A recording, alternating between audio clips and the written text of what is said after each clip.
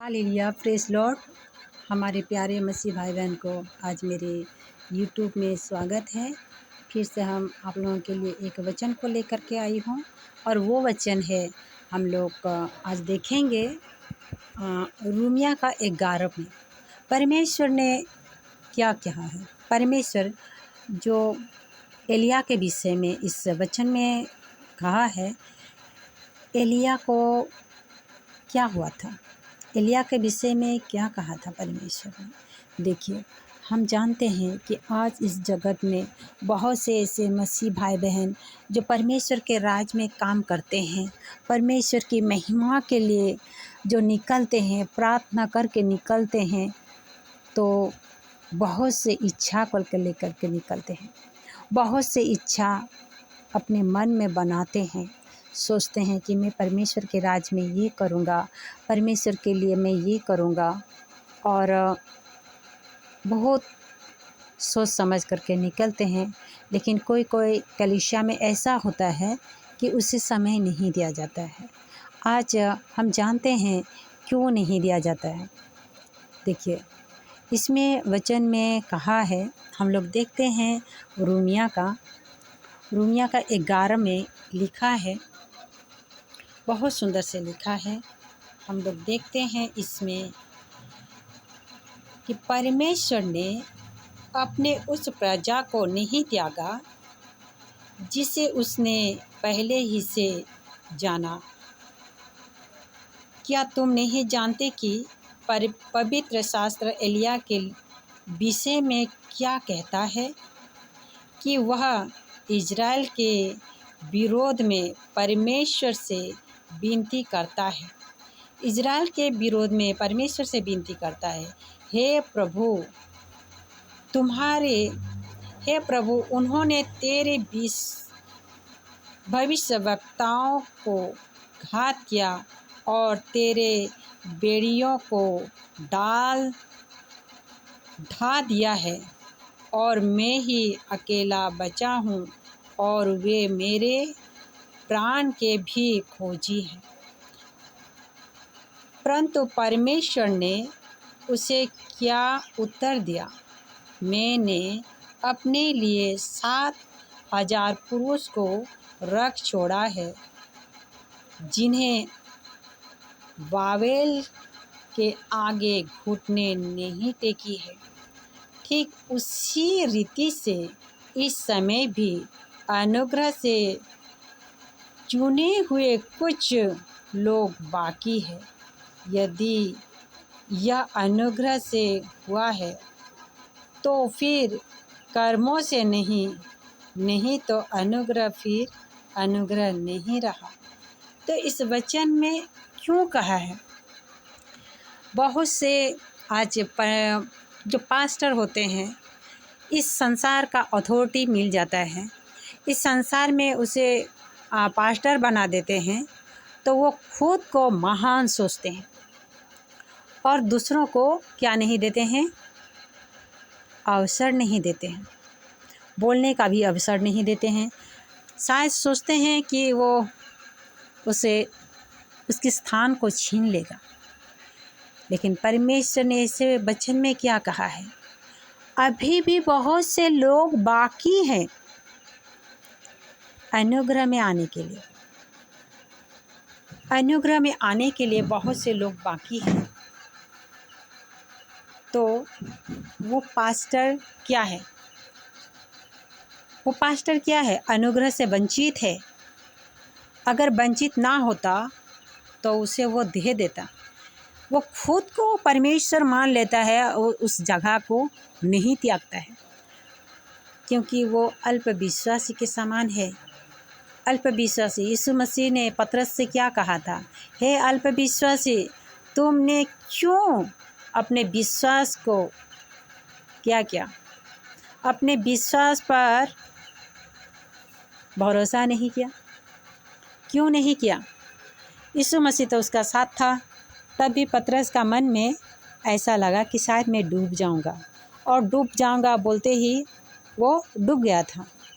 तो आज भी अगर मसीह के लोग जो पास्टर हैं, पादरी हैं, वो सोचता है कि अगर मैं दूसरों को समय दे दूं तो मेरा ही स्थान को वो खींच लेगा।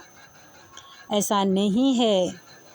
परमेश्वर हर एक को एक एक स्थान दे रखा है, हर एक को रखा है समय के अनुसार। क्योंकि वचन में परमेश्वर यीशु मसीह ने क्या कहा है, कभी भी तू विवाह भवन में जाकर, विवाह घर में जाकर अपना स्थान, ऊपर वाला स्थान को मत लेना। क्यों कहा है? आज जैसे हमारे यूट्यूब के द्वारा बताया जा रहा है, ऐसा ना हो, क्योंकि हो चुका है, होता है। हम देखते हैं बहुत से मसीह जो बहुत अच्छे होते हैं और एक एक कलीसिया में जा कर के रोते रोते आते हैं। ये दुख का बात है। मैं उस पास्टर, उस पादरी से बात करती हूँ जो हमारा नहीं सुनता है, इस वीडियो के द्वारा ही सुने और हर एक को अवसर दें, क्योंकि अवसर देने से ही परमेश्वर अवसर देगा। अवसर को छीनना चाहे तो उसका भी छीना जाएगा, क्योंकि देने वाला को परमेश्वर देता है और लेने वाला से परमेश्वर लेता है। तो परमेश्वर ने आप लोगों को वो स्वर्ग का कुंजी अगर दिया है तो इस पृथ्वी का भी कुंजी दिया है, क्योंकि वचन में कहा है परमेश्वर ने तीनों लोगों का कुंजी दिया है। तो आप लोग अपने मन में जो ताला बंद है उस ताला को खोलिए।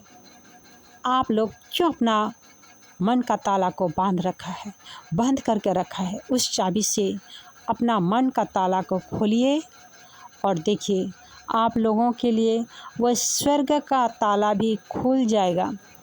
हमें परमेश्वर ने डर की आत्मा नहीं दिया है, हमें समर्थ की आत्मा को दिया है। शैतान से लड़ने के लिए समर्थ दिया है, तो पवित्र लोगों के लिए द्वार भी दिया है। शैतान से हमें लड़ने के लिए हमें युक्ति दिया है, तो पवित्र लोगों का स्थान को देने के लिए भी हमें बुद्धि दिया है। देखिए, सोचिए, अगर उस स्थान में आप होते तो आपको कैसा लगता? आपने रात भर प्रार्थना किया, परमेश्वर के आत्मा भी आपसे बातें किया, और जब आप कलीसिया गया और उस कलीसिया में आपको स्थान नहीं मिला तो आप क्या बोलेंगे? वो कलीसिया किसका है? कलीसिया किसका है बोलेंगे? मैं पूछती हूँ, कलीसिया किसका है बोलेंगे? बोलेंगे ना कि इसमें परमेश्वर का आत्मा नहीं ठहरता है। तो फिर आप ही तो मसीह विद्रोही हुए, आप ही तो परमेश्वर को गाली देते हो, क्योंकि हर एक को अवसर देना अवसर लेने के बराबर है। यीशु मसीह ने कहा है, अवसर जो देता है वह अवसर लेता है। हमें देना है, परमेश्वर हमें सिर्फ देता है, हमें देने वाला बनना चाहिए। तो यीशु मसीह के द्वारा परमेश्वर का राज में क्या होगा? हमारे वचन के द्वारा परमेश्वर को बहुत ही महिमा होगा। तो वचन परमेश्वर ने जैसे कहा है आप लोग उसी हिसाब से चलिए और कलीसिया को बचाए, अपने परमेश्वर की आत्मा को बचाए, क्योंकि वचन में क्या कहा है? तू जाके मेरे लिए फल लेके आ और वो तुम्हारा फल हमेशा बना रहेगा। तो वो फल क्या है? वो आत्मा है, और वो आत्मा हमेशा बना रहेगा जब हम उसे कलीसिया में स्थान देते हैं, उसे दुखी नहीं करते हैं। हमें उसे खुश रखने के लिए हमें बड़े बड़े महिमा के बातें उनसे भी करना है और परमेश्वर के राज में उसे समय देना है, तो उसकी आत्मा भी बचेगा और उसके आत्मा के द्वारा दूसरी आत्मा भी बचेगा। जैसे कि वचन में कहा है, कोई 10, कोई 30, कोई 60 और कोई 100 गुना लेके आता है। तो किसके द्वारा 30 गुना, 60 गुना और 100 गुना बनेगा? आप ही के द्वारा, जो कलीसिया को चलाता है। तो कलीसिया को चलाना आम बात नहीं है, ये साधारण बात नहीं है। कलीसिया को चलाने के लिए, कलीसिया को बनाने के लिए हमें मसीह के समान बनना है। मसीह ने क्या कहा? परमेश्वर ने, यीशु मसीह ने अपने 12 चेला को समझाया और उसके बाद उन लोगों को प्रचार के लिए भेज दिया। तो आज भी अगर मसीह जो समझता है, धारण करता है और उसके बाद वो परमेश्वर के राज में आगे बढ़ता है, तो उसे आगे बढ़ने के लिए मदद कीजिए और रोकिए मत। जो रोकता है वो अवसर को छीनता है और जो समय को देता है वो अवसर देता है। और किसके लिए देता है? परमेश्वर यीशु मसीह के लिए। तो मेरे इस वचन आप लोगों को लगा हो कि मैं ही किसी को अवसर नहीं देता हूँ, तो दीजिए। अगर आप लोग किसी को ठट्ठा करते हैं तो वो परमेश्वर को ठट्ठा करते हैं।